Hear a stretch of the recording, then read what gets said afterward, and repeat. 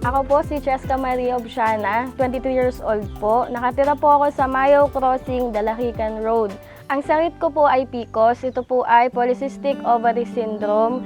Ito po ay kadalasang sakit ng mga babae po ngayon, kung saan nawawalan po ng abilidad ang babae magkaroon ng anak. Ako po ay kasal na ng 2 taon. Tapos 3 taon ko na po itong nararanasan. Siyempre sa part ko, mahirap. Kasi sabi rin ng doktor ko, pwedeng ito ay namamana.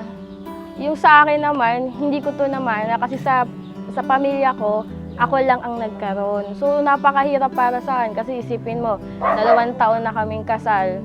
Tapos hanggang ngayon, wala pa rin kaming anak. So maraming nag-e-expect na tao sa paligid namin na magkaroon na kami ng anak. Siyempre, hindi mawawala yung may magpaparinig, na ganito, ganyan. Siyempre, hindi ko kailangan pansinin yun kasi siyempre akong maaapektuhan.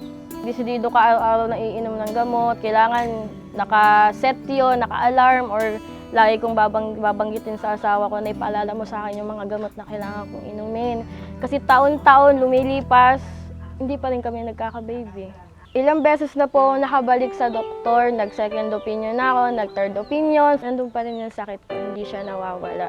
So, nagtigil akong kumonsulta sa doktor. Nag-try akong mag-herbal. Nalaman ko po yung tungkol sa King's Herbal kasi may isang concerned citizen po na kakilala ang asawa ko na nagtanong, "Oh, may anak na ba kayo?"